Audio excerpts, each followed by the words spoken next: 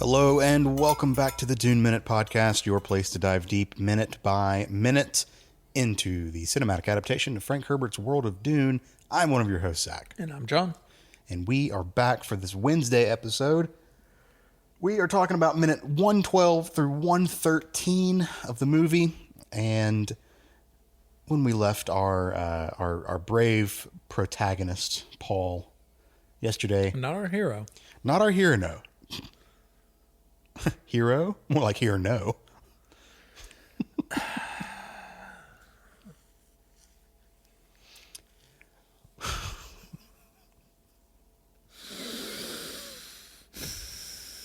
damn it. When we left Paul yesterday, he was being told to get the fuck out of this temple by the Get Maker the fuck Keeper. out or I'm going to shoot you. Yeah. By the Maker Keeper as she's just chilling, probably on her lunch break or something. So she looks like she's in casual clothes, you know? She came in on an Caught off mid day. siesta. Yeah, right? Yeah. Which, hey, by the way, they were onto something with that. Yeah. Fucking 2 p.m. nap. Boy, it makes all the difference in the world. Yeah. Whew. Corporate America has robbed us of the siesta. And Capitalism has robbed us of the siesta. True. And I'm pissed. I'm pissed about it. Yeah. Now, all that to say, I do take a siesta almost every day. Yeah, same. Because I work from home. Yeah, I just block out 15, 20 minutes on my calendar. Dude, a quick little like power nap's all you need. I feel so good in the rest of the day. Mm-hmm. Get into it, people. Fuck you, 5-hour energy. I'm just going to take a quick little nap. Yeah. I make my own 5-hour energy. So Paul is looking at this hooded figure, and he goes, I should be welcomed. And I was like, all right, dude, calm down. That's a little cocky. All right. Well, I mean, what would you expect from a little shitbag rich kid, you know, grew up his whole life being, you know, attended to by everyone. I don't like this, Paul. I don't like this side of Paul. He can be good. He can be really cool. He can be real chill a lot of times. But when he starts to pull this I'm better than you, I should be welcomed here bullshit, I don't like that. I don't care if he's the Nissan Al Gabe or whatever. Nissan All Gabe.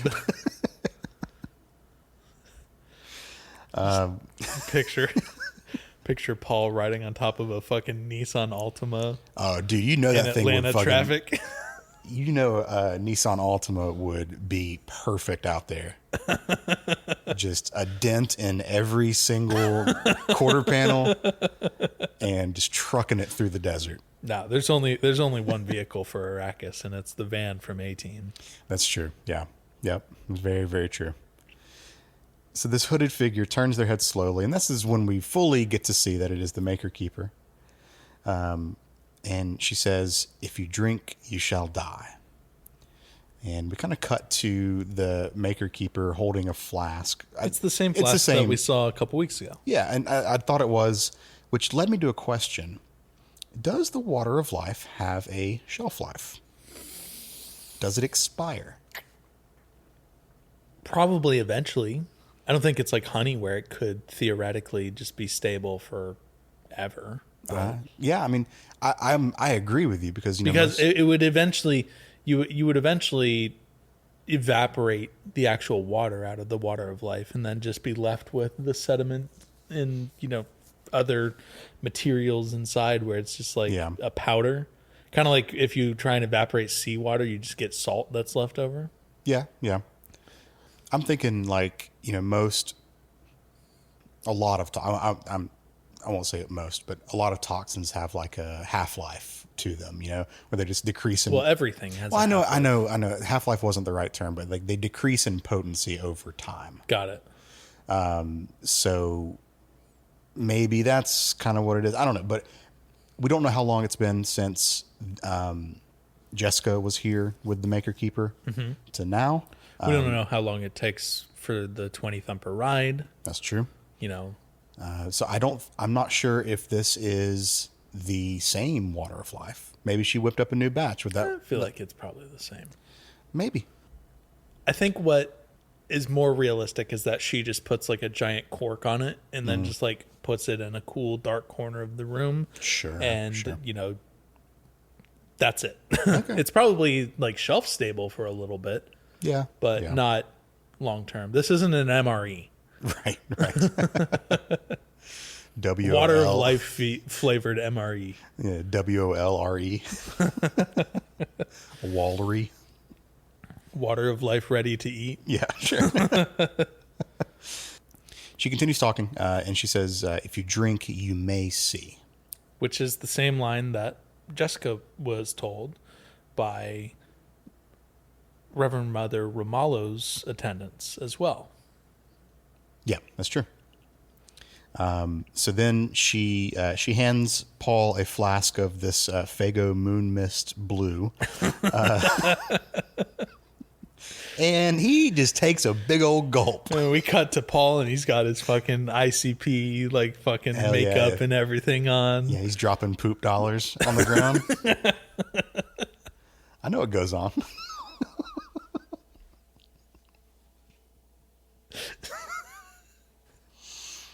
And he drinks it.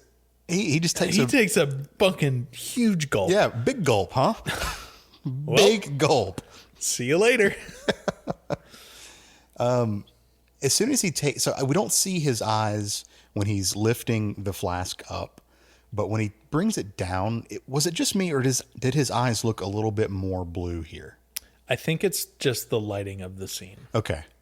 Because beforehand, his eyes were still just as blue. Okay. It's All right. just a very dark room, but the eyes are still kind of not glowing, but more obvious. Okay.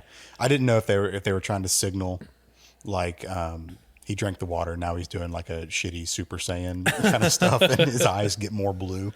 One thing that I did notice though is that Paul is not a lightweight and he can definitely sit with his drinks way more than his mom can. Because when Right. Jessica took the water of life, she immediately reacted and started convulsing and shit. Paul, and she took just like the tiniest little sip. This motherfucker takes a mouthful and then he's just like, what? Yeah, no, he looks around and he's like, is something supposed to be happening? This water of life ain't shit. And then like taking And then an something happens. Well, yeah, then like taking an edible 45 minutes later, Paul starts tripping balls. Yeah. And I love this. It's a very, very good sequence we're about to get into. So, timeline for our world. Dune Part 2 came out before Prophecy. So, Dune Part 2 laid the foundation for how this whole inside your brain works with the water of life. Yep. Or in Prophecy's case, the spice agony. But I really like how they represent it here in Dune with the flashing faces, very horror movie-esque, with like the strobe lights and the flashing faces and the like cutting in and out and like lack of focus and gaining focus and everything. Yeah. And it was hard to tell because I had to like go through frame by frame, but I counted 10 individual faces, but hard to tell if it was different shots of the same couple people or if it was 10 unique actors that they had shots of. There were very clearly some like distinct facial shapes and features. Yeah. But like some of the shots were like of the left side of the face and some were of the right side of the face. So it's kind of hard to tell. But one thing that I thought was really cool was a fan theory that I saw online a couple months ago on the Dune subreddit. And I don't remember who came up with this, and I apologize for that. But someone had a theory that one of these faces was Tim Blake Nelson, in that Paul could only see the failed Kwisatz Haderach after he had taken the water of life. Because the whole thing with like Tim Blake Nelson is that under normal prescience he couldn't be seen by Paul. or not Tim Blake Nelson, but with Fenring. Yeah. Casimir Fenring, is that under normal pressures he couldn't be seen by Paul. Right. That would be. I don't That would be really necessarily. strange. I don't necessarily agree with that theory. Yeah. But it would have been, kind of cool. Yes. But it kind of goes against you only see the female lineage kind of thing. Sorry, Right. I'm getting ahead of you. No. And that's what I was going to get to, is that I like that theory, but there are definitely some, bigger holes in it and everything. One thing that we do see that is definitive, though, is eyes of Ibad in all of these people, and facial tattoos, Yep. just like Jessica's and just like Romalo's. So Right. we know that these are Reverend Mothers of the past. Now, here's where I'm going to have a potential beef. Okay. Not a potential beef, a beef. Why is he seeing Fremen, Reverend Mothers? Why is he seeing Fremen Reverend Mothers when the whole point is that you see your maternal ancestral lineage in Right. their memories? Right. And maybe this is just a Brian Herbert is an executive producer on the movie, and this is the ancestral memory that he wanted to portray rather than what Frank and the encyclopedia portray. Actually, can I be an asshole Yeah, and be an immediately asshole. debunk this? Yeah. That goes with Frank's canon. Does it? It does. So when Jessica is going through her agony, she sees Romalo's life Right. because Okay. Romalo is sharing that with her. So it doesn't necessarily have to be blood relation. Okay. Now, and this is where I'm kind of like, I'm a little fuzzy on these details, but it's said that it's not necessarily an ancestral memory. It's more of just like a cultural memory Got it. that gets passed down. If only we'll have a guest next week that can help Oh boy, walk us through a lot of these We'll things. get there. Good tease. Good tease. We'll get there. Yeah, so I think it's more of just you can see other people, but if I'm going to play both sides of this little DA here, a little devil's advocacy. Yeah. Romalo was in the room with Jessica and physically shared it with her. They were physically connected because Romalo was touching Jessica's face, and they Right. were like holding each other's hands and stuff before Jessica took the water of life. So there is that like physical bond between them. I Right. agree with that. I'm going to chalk this up to Brian Herbert as an executive producer probably has a lot of sway in terms of what decisions are made for these movies to be actually shown. And I think he maybe wanted it to be more Reverend Mother focused. And that falls in line with the way that Denis Villeneuve wants to tell these stories as True. very Bene Gesserit and Reverend Mother Yeah. focused stories. Yeah, and it plays to telling the audience that the past is being unlocked. Yeah. And to really hit us over the head with it, the next line that we hear says, "Now that you can see our past, you can," and that's where we stop. Now, that's where I stopped. Yeah. And I think that's a good place to cut them in. It is. Now, I want to before we talk about the last shot Yeah. of this minute. Yeah.